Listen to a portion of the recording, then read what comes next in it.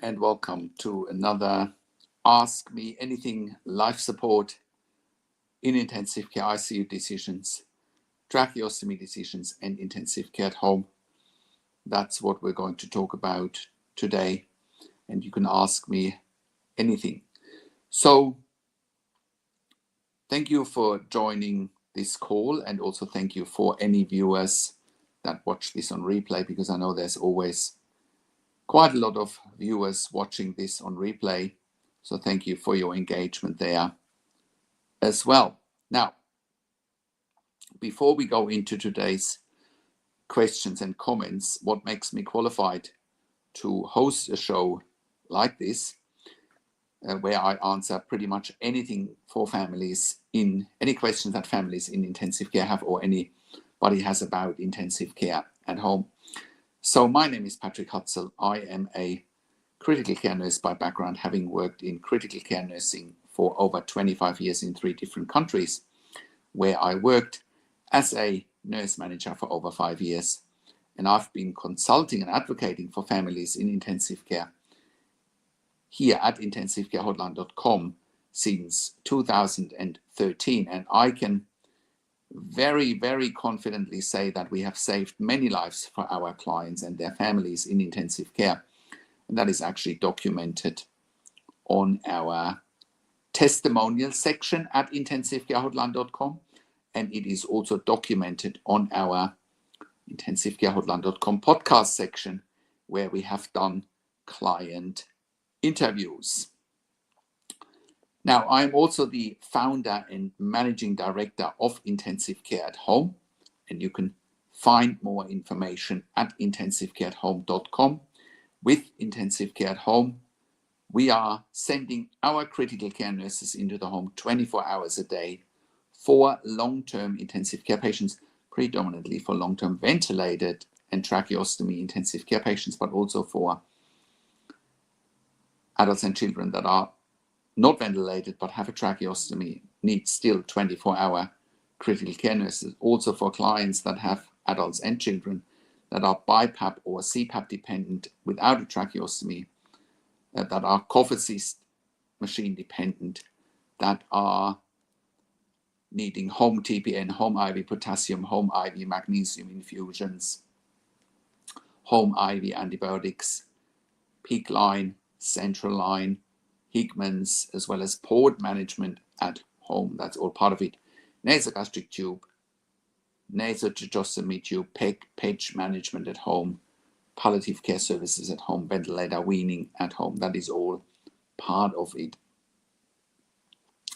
Now, with Intensive Care at Home, we are currently operating all around Australia, in all major capital cities, as well as in all regional and rural areas.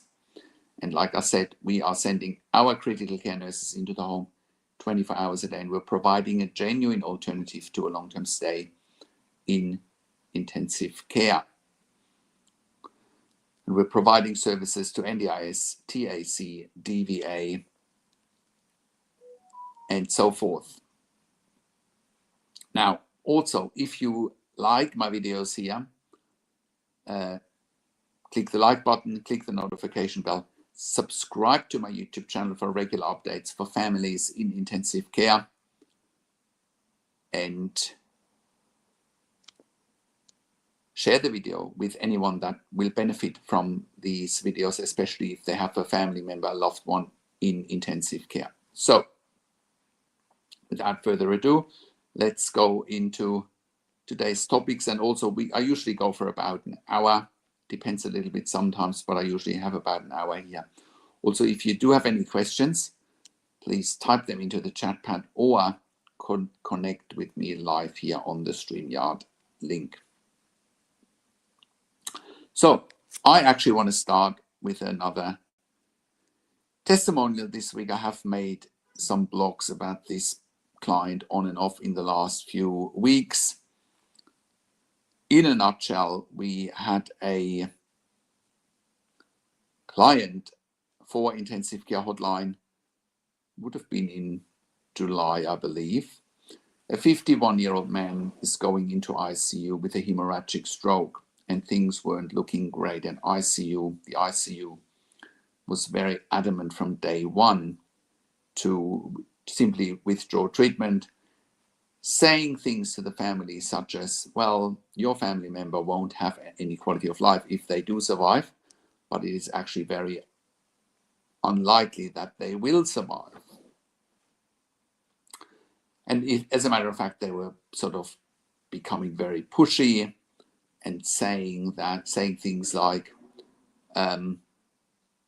you know, if it was my family member, we wouldn't want them to live. And, you know, this family said, well, doesn't matter what you think, we want our family member to live. And eventually, as the pressure was mounting from the ICU to this family, they were reaching out to us here at intensivecarehotline.com and were looking for advice. And like in many other similar situations, we were, of course, able to turn this around. And in a nutshell, this man is still alive to this day, even though ICU was predicting, well, he won't survive. And if he will survive, he won't have any quality of life. And they were, like I said, pushy to take the breathing tube out on certain days. Oh, today is the day we just take out the breathing tube and we'll take a sink or swim approach. And it became abundantly clear that it would have been the sink approach and the client would have died. Now that sounds very cruel, but you know, for those of you watching it, you also know that this is an unfortunate reality in some ICUs. You know, and they're not necessarily here to do what's best for your family member. So I was then rocking up for some family meetings in person with this family, and you know, I was putting back the pressure on the ICU, saying, well, 70 to 90% of ICU patients survive, so why would this man not survive? You know, but this is actually, I want to hone in on that one. If you're watching this, you know, no matter what ICU is telling you, the odds are in your loved one's favor in ICU to survive. So you really need to ask, why is ICU telling you such a doom and gloom story if the odds are in your loved one's favor? Shouldn't the ICU be moving heaven and earth to improve your loved one's life and make sure they are surviving, make sure the odds are staying in your loved one's favor, right? So then the next thing that I did there is educating the family on a tracheostomy as an option. So this particular family had no idea that a tracheostomy would be an option to prolong this gentleman's life, to buy him time to hopefully wake up, improve, you know, and recover. So the ICU was conveniently sweeping under the carpet that a tracheostomy might be an option, right? And once I explained to them that a tracheostomy should be an option, and they were presenting that to the ICU team, they were saying initially, oh, he wouldn't be a candidate for a tracheostomy. What a whole lot of rubbish. But, you know, in the end, of course, we succeeded in advocating successfully for a tracheostomy, and the client then ended up with a tracheostomy instead of an end-of-life situation that the family simply didn't want. The first thing that you need to ask yourself is, when you have a family member in a sort of similar situation, the first thing that you need to ask yourself when ICU is becoming pushy and wanting to withdraw treatment, the first thing that you need to ask yourself is, where's the rush? Where's the urgency to kill your family member? Why is there no urgency and bias to help them survive and improve? If you don't ask those very questions, you've already lost. You know, again, where's the rush? Where's the urgency to kill someone? Well, I can tell you the answer to that. The rush and urgency is always that ICUs are under a lot of pressure from a bed management point of view. They need the beds, they need the staff, they need equipment, they need the resources, because they've got plenty of other patients knocking on their doors, right? That is one of the main reasons.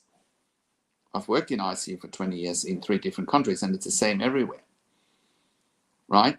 So you've got to read between the lines. folks. You've got to read between the lines. You have to look at it for what it is.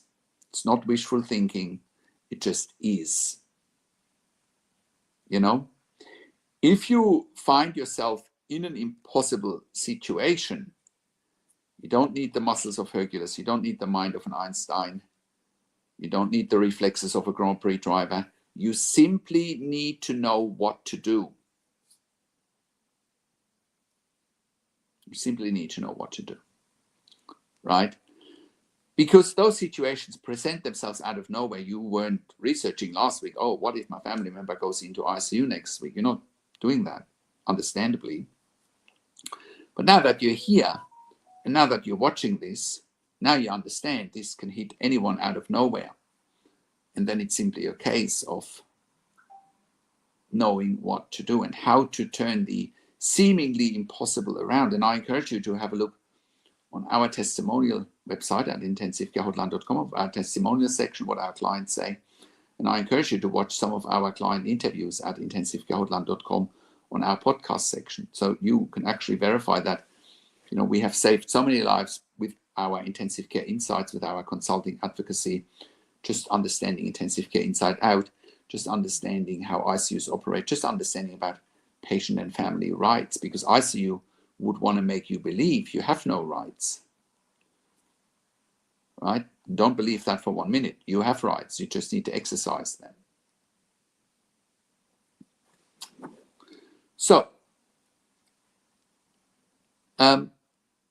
So with this family, obviously, like I said, I was in family meetings myself at the time in person, and you know, putting the pressure back on the ICU. And I also want to read out a letter from this family to the hospital at the time, because I believe that's how most of you feel. You know, I think this letter really illustrates, or email that we asked the family to send to the hospital administrators, hospital executive, really sums up how most families in intensive care feel all around the world. So let me read out this letter. Dear hospital executive, my name is such and such, and I write this letter on behalf of my sister-in-law, such and such, and our family regarding the treatment and communication we have received in relation to my brother, who is currently in the intensive care unit at X hospital. We are deeply concerned about the overall approach and lack of empathy shown by some of the ICU staff and doctors. Within just the second or third day of my brother's admission, discussions were already being held about the possibility of ending his life. Again, where's the urgency to kill someone? The email continues. These conversations were presented with an overwhelming focus on the negative, painting a picture of paralysis, no speech, no mobility, without even an ounce of hope or balance. We were confronted with the question, do you think your brother would want to live like this? This line of questioning was distressing and frankly premature, especially considering the emotional state of our family at that time. This experience left us feeling uncertain, insecure, and unsupported. As a result, I felt compelled to engage a private ICU nursing consultant to help interpret the medical situation and provide clear, independent advice, something we believed should have been delivered with more transparency and structure by the hospital team, when she's referring to the independent nursing ICU consultant. That's obviously myself and my team that she engaged, her and her family engaged, I should say. To this date, medical updates have only been provided during ad hoc meetings without any agenda or adequate preparation, which places significant strain on our family. This lack of structure and consistency has made it very difficult for us to stay fully informed and involved in the client's care, in our brother's care. As a result, I will be seeking direct access to my brother's medical information through the appropriate channels, including a freedom of information request to ensure we have a comprehensive understanding of his condition and care. We understand and accept the severity of my brother's brain injury, and we do not take lightly the reality of what his future life might entail. However, the decision regarding my brother's care, especially around life-sustaining measures, is one that rests with his wife and immediate family. We ask that this be respected at all times, and that my brother's time in the ICU be guided by a commitment to preserving life and ensuring his comfort rather than overshadowed by defeat and negativity. Let me just repeat that, because I know that's how a lot of you feel. We ask that this be respected and that my brother's time in the ICU be guided by a commitment to preserving life and ensuring his comfort rather than overshadowed by defeat and negativity.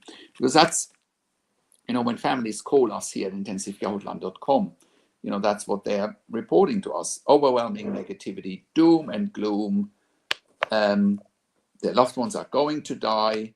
And even if they were survived, they have no quality of life and all this doom and gloom nonsense. But, I'll come to the happy ending of this story. So the email continues. Furthermore, I wish to raise a formal request regarding the use of light therapy in my brother's room. I have conducted thorough research and provided evidence, including websites and studies, which outlines the benefits of red light therapy in supporting neurological recovery, calming inflammation, and improving overall well-being. It is a non-invasive therapy and could offer some comfort and healing, however minimal. We have been advised that this may not be permitted in Peter's room, but no clear reason has been provided. We respectfully ask that this decision be reconsidered with an open mind, particularly as we explore every possible avenue, both medical and holistic, to support my brother's healing journey. We know that to many, Peter may be one of many patients, but to us, he's a father, son, brother, and husband.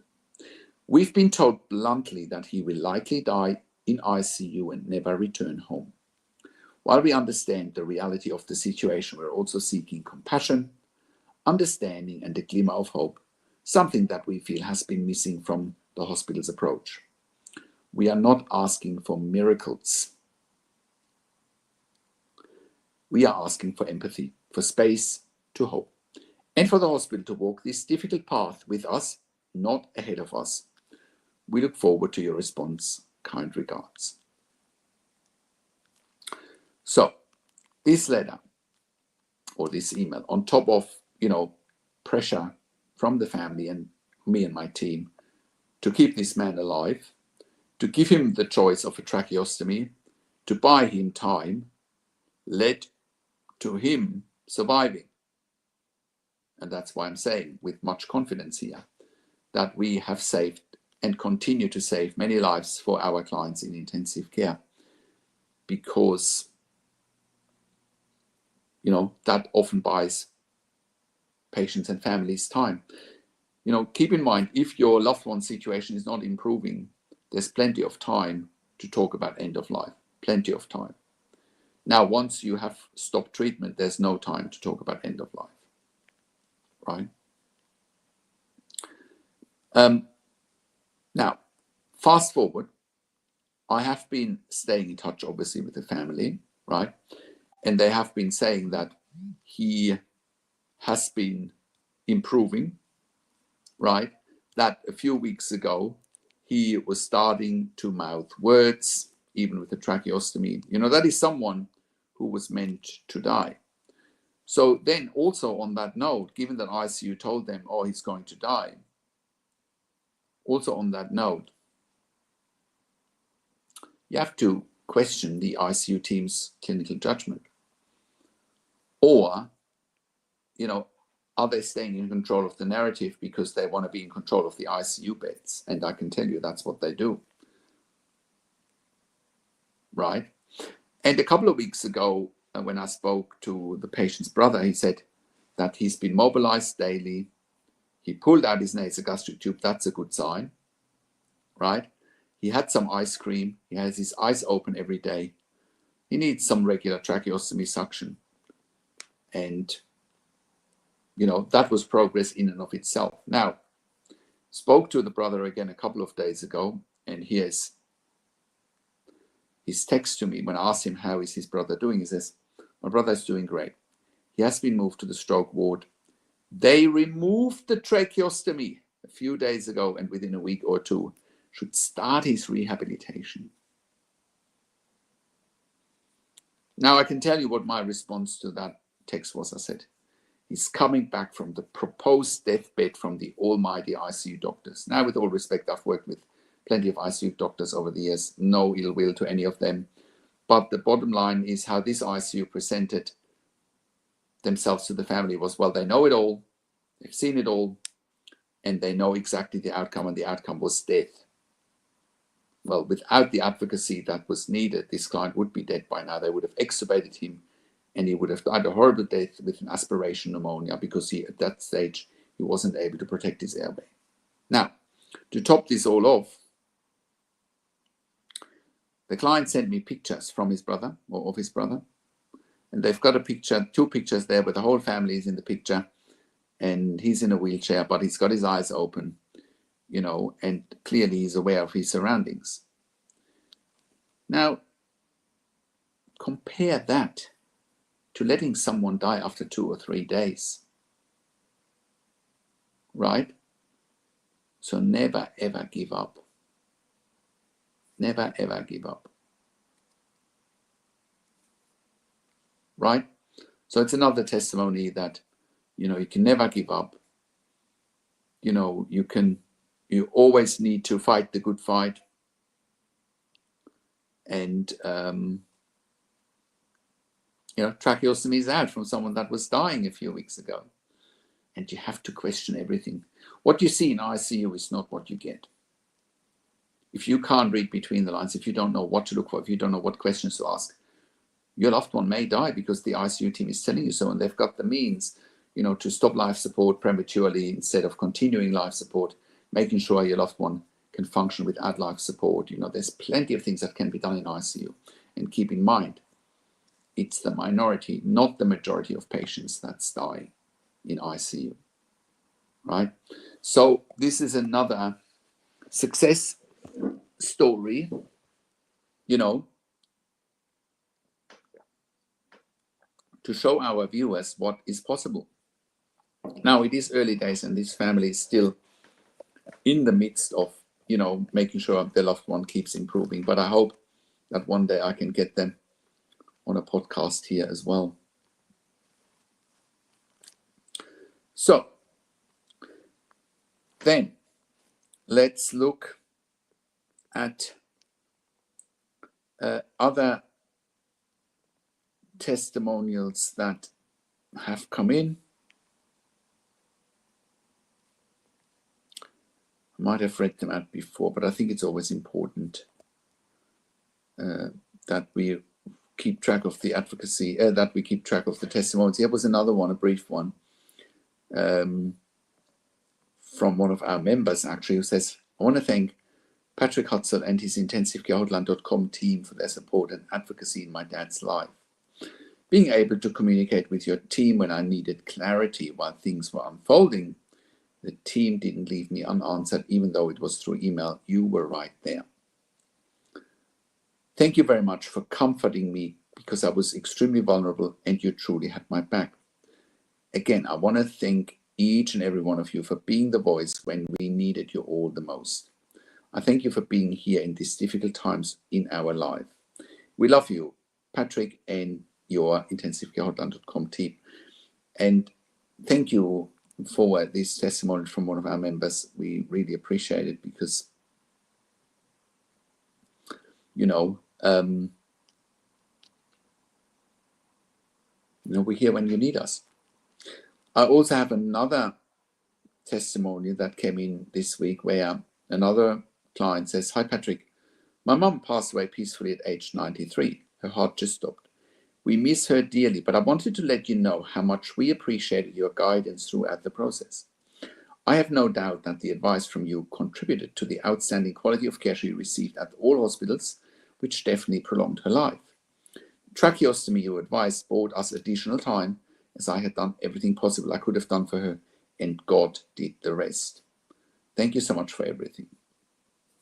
Now, when I say we saved many lives, that is absolutely accurate. But, sometimes it's also a case of simply buying time, and making sure your loved one can have an end-of-life situation on their terms, on your terms, not on the ICU's terms or ICU timelines, which is often to free up the beds. Don't do that.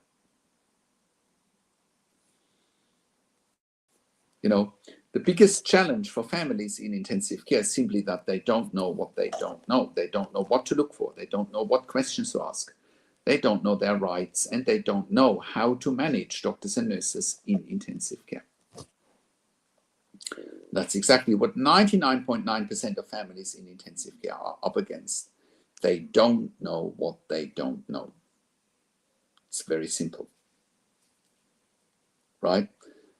And I know I can help you, me and my team can help you to turn your situation around as well, no matter how difficult it is now.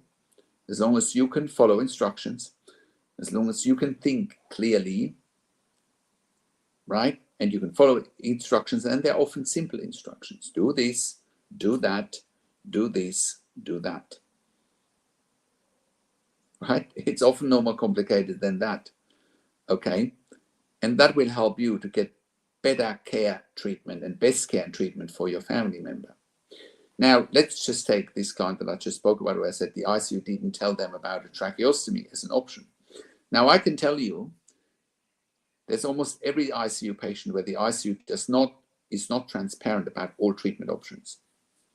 Right? And again, that's where me and my team can help you fast.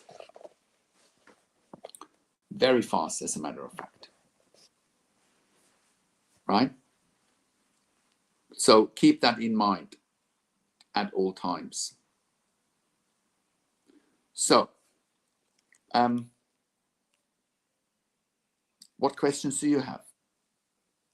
What questions do you have when you have a family member in intensive care?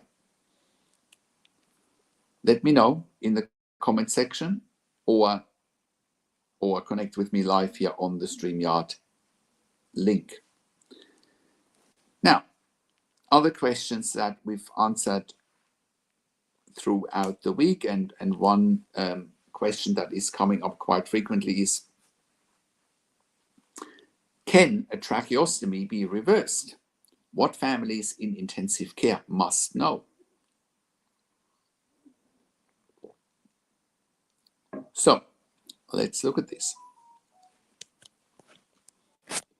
So one of the most frequent questions I get from families in intensive care is, can a tracheostomy be reversed? The short and simple answer is yes, a tracheostomy can often be reversed. But whether it can be removed or not depends on your loved one's overall condition, their ability to breathe independently, and their ability to protect the airway. Let's break this down. Why is a tracheostomy needed in the first place? A tracheostomy is usually performed when a patient needs prolonged ventilator support beyond 7 to 14 days of intubation. If there are difficulties weaning off the breathing tube, the airway needs protection because the patient can't swallow safely. Long-term access for airway management is required. So when can a tracheostomy be reversed, which is also known as decannulation?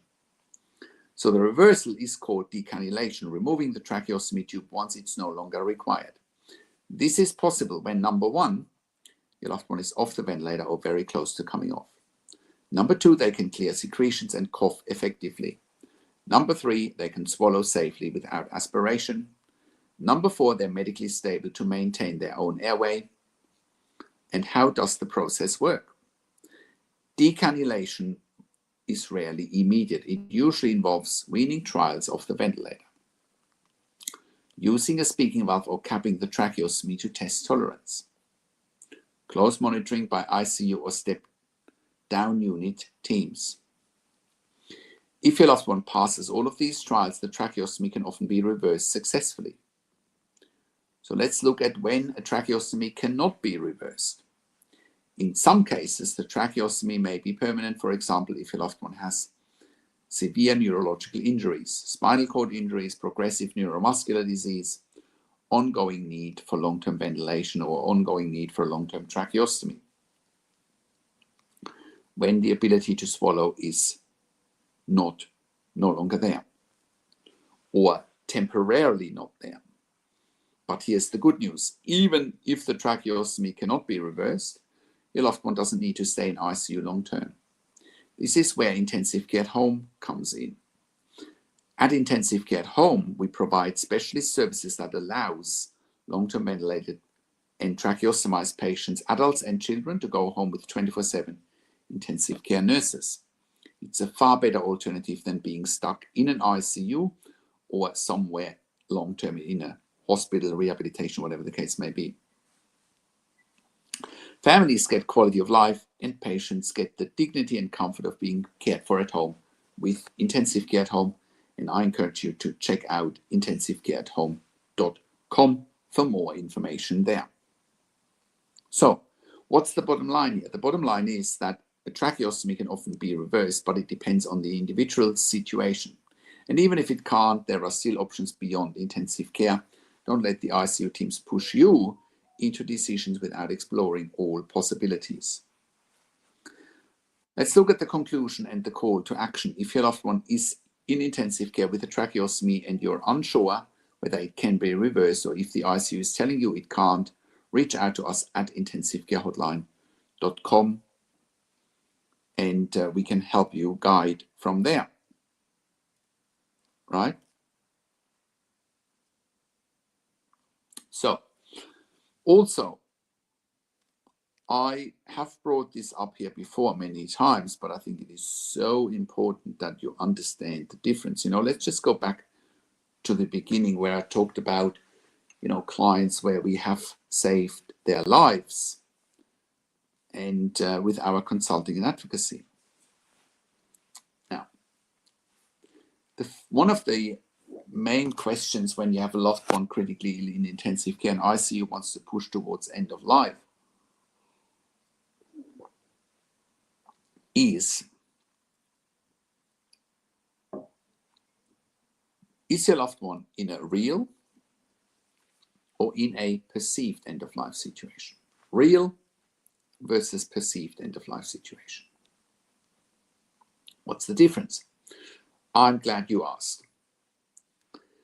A real end-of-life situation is when nothing, and I mean nothing, no medication, no surgery, no fancy equipment, nothing will save your loved one's lives. They're going to die there at the end of their life, and that's the bottom line. That's a real end-of-life situation. A perceived end-of-life situation, on the other hand, is what most critically ill patients in intensive care are actually in. It's a perception. And it's a perception that's often being pushed by intensive care teams without any real evidence, right? So let's take our client from earlier where we saved their life with our advocacy. That was a perceived end-of-life situation. The perception from the intensive care team was they're not going to survive, full stop, without offering all treatment options, i.e. a tracheostomy was one of those treatment options, right? You have to think about that. Is it real or perceived? And I can assure you that the overwhelming majority of situations in intensive care are perceived end-of-life situations. They're not real end-of-life situations. Let no one fool you here, right? You need to be armed with asking the right questions here when you have a loved one in intensive care. If you don't know what questions to ask, you will be fighting an uphill battle. That is the bottom line, right? ICU teams might walk all over you. I've seen it, unfortunately. Right? So, think about that. What's the agenda in ICU? Is it always to help your loved one? No, the agenda is to save money, to free up ICU bed space for the next patient. That, unfortunately, is often the agenda. And I wish it was different. I wish it was different, but it's not. You know, and you just got to look at reality for what it is, not for what you want it to be. You know. So I have another question here from Cornelius, who says, my family member in intensive care is not being properly weaned from the ventilator. Now, whilst this is a very vague question, I think it's also a very important question, and there's two sides to that. So the first side of it is when someone is not being properly weaned from the ventilator is, are they on the ventilator with a breathing tube? Or are they on the ventilator with a tracheostomy?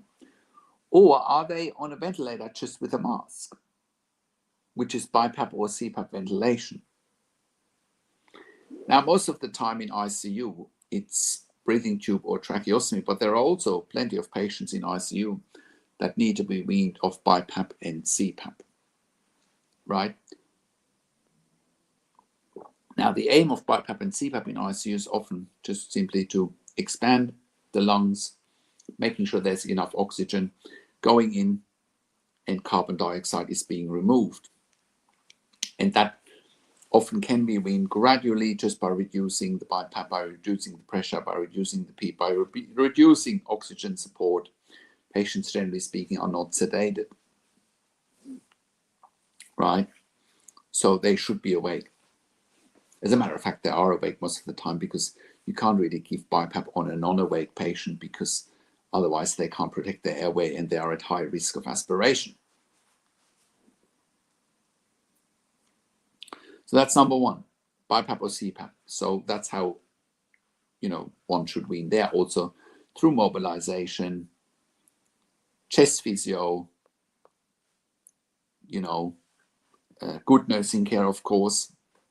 That's how BiPAP or CPAP without tracheostomy can be weaned. Now, let's look at a breathing tube with a ventilator. How should that be weaned? Well, I've made a video a couple of years ago, how to wean a critically ill patient off the ventilator and the breathing tube. And I encourage you to check out this video and blog post, because it gives you a step-by-step guide how your loved one should be weaned off the ventilator and the breathing tube. Now, miss one of those steps and things can go pear-shaped. Now, the other question that you should always ask yourself when your loved one is on a ventilator with a breathing tube, is the ICU doing everything beyond the shadow of a doubt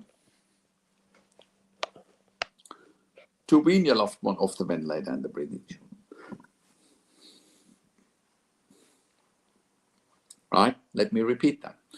Is the ICU doing everything beyond the shadow of a doubt to wean your loved one off the ventilator and the breathing tube? Because if they're not, the consequences might be a tracheostomy, and you're trying to avoid that. Now, you know, you might be wondering, if you watched this from the beginning, you know, you talked about advocating for a client for a tracheostomy, and now you're advocating against it. Well, let me be clear. You know, a lot of situations in ICU are not black and white, and a lot of situations are that the devil is in the detail. So why would we advocate for one client to have a tracheostomy? Why would we advocate against it for another client? Well, again, this is where clinical insights and experience come in, and knowledge and just skills, right? So for the client that we talked about earlier with the stroke, where ICU said, oh, we'll just take the breathing tube out and we let him die. Well, that's not a good scenario, because ICUs need to prolong life, not shorten life, unless it's a patient's wish or a family's wish. So by not doing a tracheostomy, this patient would have died, most likely, right? So in that case, a tracheostomy was the right thing to do. In this case here, with the breathing tube, well, you need to avoid the tracheostomy. You need to make sure this person will get off the ventilator, right? That's the bottom line.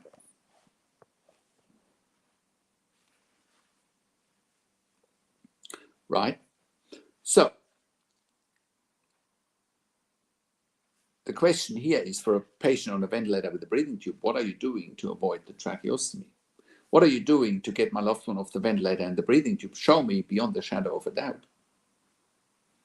Right? There's weaning protocols, you know, experienced people like myself can talk you through it step by step, what they need to do. And I can see very quickly whether they're doing the right things or not.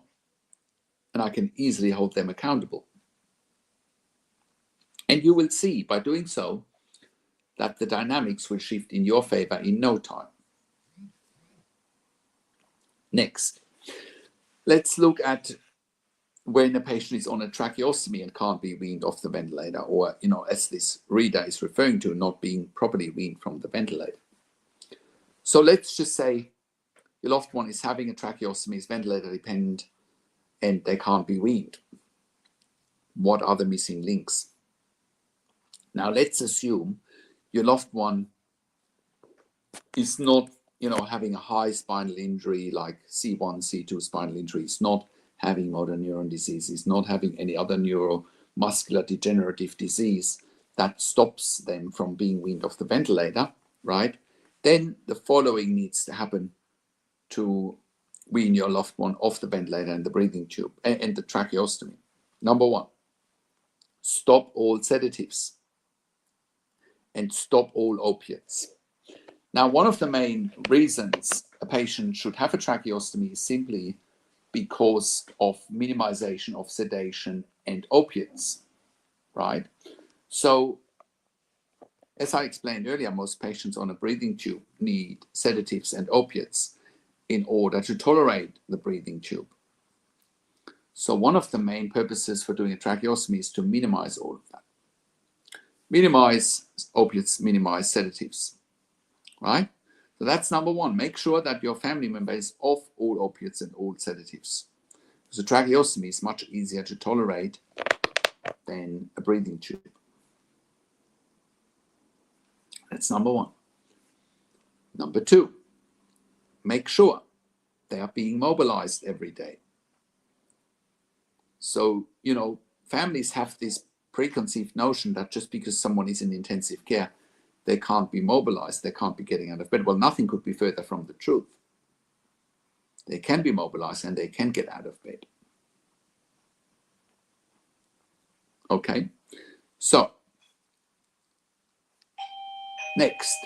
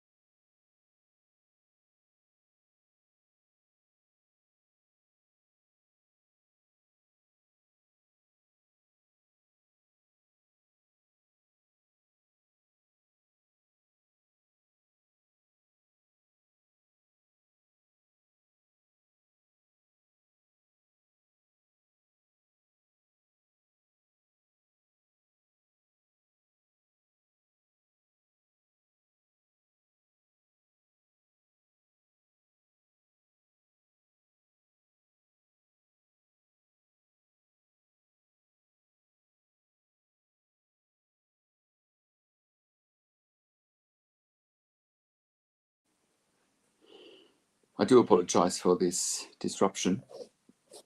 So when your loved one is being ventilated with a tracheostomy, they need to be off all sedation, off all sedatives.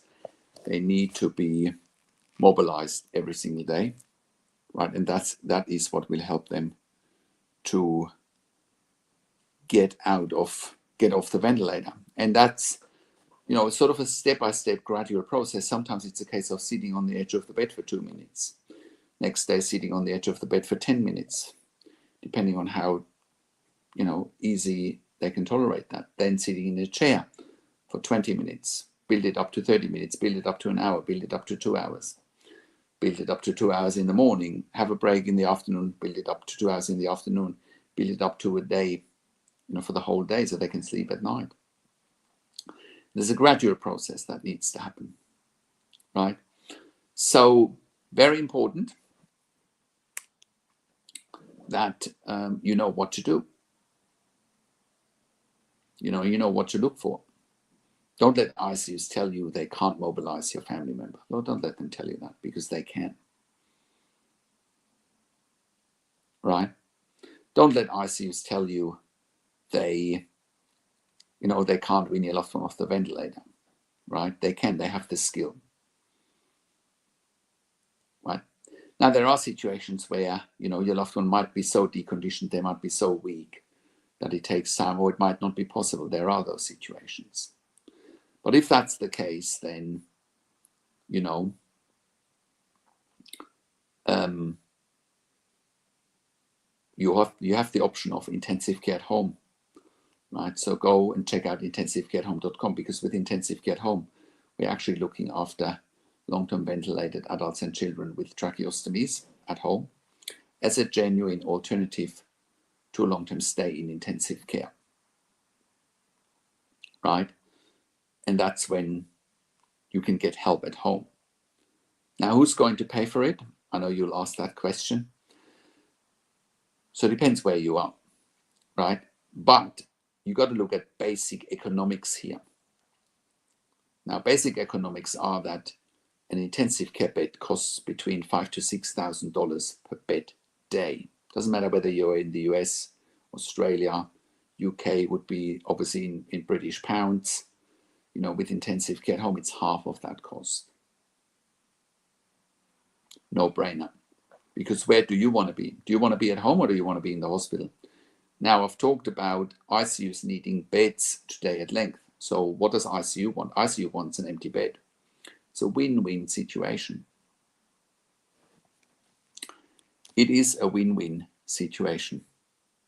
Very simple. But everyone's winning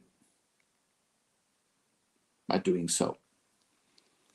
But to come back to how is your loved one being weaned off the ventilator properly, it's also a case of reducing ventilation settings, right? And I can guide you by, if I know the ventilator settings, I can guide you what they should be doing with that.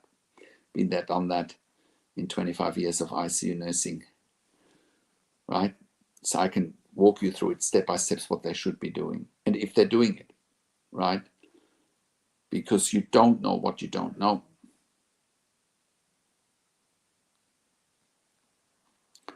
So just know that most patients in intensive care will be able to survive.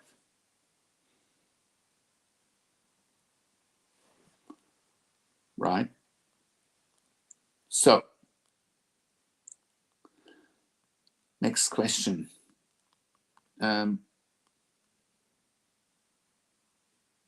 From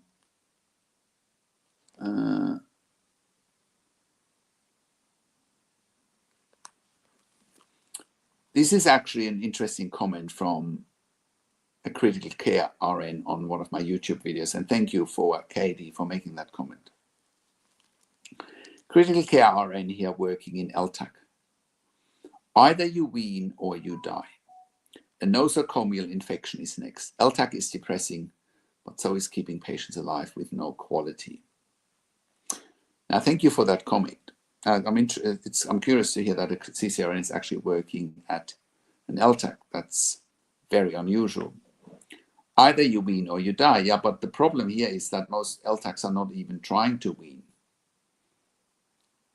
right? And that makes it even more likely that a nosocomial infection might be next. What's a nosocomial infection? It's basically a hospital-acquired infection.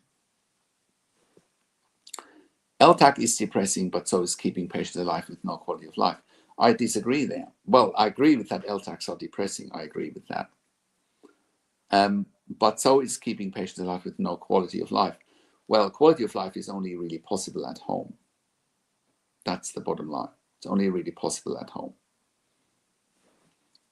Right? That is the bottom line. And that's where intensive care at home comes in. But thank you for sharing that comment, because again, it's RNs confirming CCRNs that LTACs are depressing. You know. So I am going to wrap this up in a minute. So with, intensive care hotline, like I've said, we have saved so many lives for our clients in intensive care over the years. And you can verify that on our intensivecarehotline.com podcast section, or at our with client interviews, or on our testimonial section. Right? We have a membership for families of critically ill patients in intensive care. You can become a member there. You can also book a free 15-minute consulting call with myself by either calling me on one of the numbers on the top of our website at intensivecarehotline.com, or by simply scheduling a 15-minute free call with me. If you go to intensivecarehotline.com and you click on the schedule appointment tab, and I can get on a phone or on a Zoom call with you, whichever, or on a WhatsApp call, whichever medium you prefer. Right? I also do one-on-one consulting and advocacy over the phone, Zoom, WhatsApp, whichever medium works best for you. If you want someone to help you turn this seemingly impossible situation around, when you have a family member in intensive care critically ill, you are at the right place here. With intensive care at home, go and check out intensivecareathome.com. Once again, we are saving many lives. We have saved many lives with intensivecareathome.com. And instead of keeping patients in ICU long term. And again, you can verify that by looking at our case studies, looking at our testimonial section. Also, if you are a critical care nurse and you're looking for a career change, we are currently looking for critical care nurses in Sydney, Melbourne, Brisbane, in Albury, Wodonga, in Geelong, in Warragul, in Victoria, in Bendigo, also in the Colac, Wailangta area in Victoria. We are also currently expanding our medical team, and we are looking for intensive care consultants that want to work with us, including right now we have a vacancy in Brisbane for an intensive care consultant to work with one of our home care clients one-on-one. So we would really want to hear from you if you're an intensive care specialist in the Brisbane area in Australia. Now, lastly, I want to thank you for watching this. Share the video with your friends and families. Like the video. Subscribe to my YouTube channel for regular updates for families in intensive care and intensive care at home. And leave your comments so I know what content you want me to create. And I will talk to you during the week with my quick tip videos, and I will talk to you again in another live stream next week. Same time, 10:30 a.m. Sunday, Sydney, Melbourne time, which is at the moment 8:30 p.m. Eastern Standard Time on a Saturday night in the US on the East Coast, and it's 5:30 p.m. on a Saturday afternoon Pacific time in the US. This is Patrick Hutzel from intensivecarehotline.com and intensivecarehome.com. Thank you, and I'll talk to you soon. Take care.